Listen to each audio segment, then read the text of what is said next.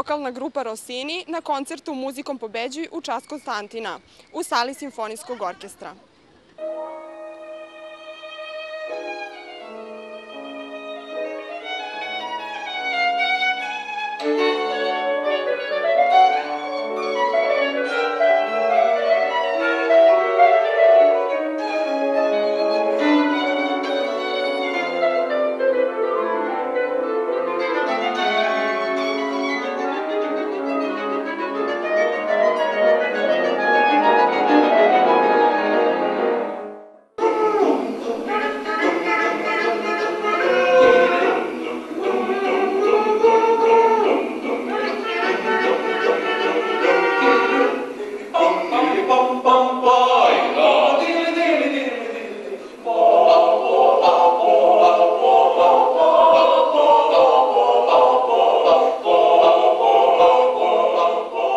Večeras ste čuli 3 standardne kompozicije od grupe Rossini, 2 od kompozitora Rossinija i jednu od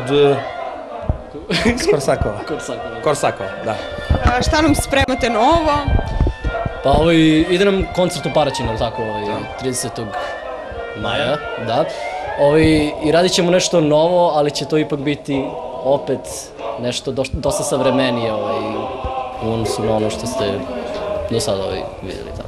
Jel se slegli malo utisci nakon nastupa u Ja imam talenat? Pa jesu naravno. Talenat nam je na mnogo načina pomogao, imamo više ponuda što se tiče pevanja i gostovanja i tako da je za sad sve okej.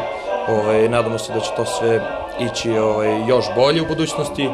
Naravno, mi ćemo raditi na našem repertoaru.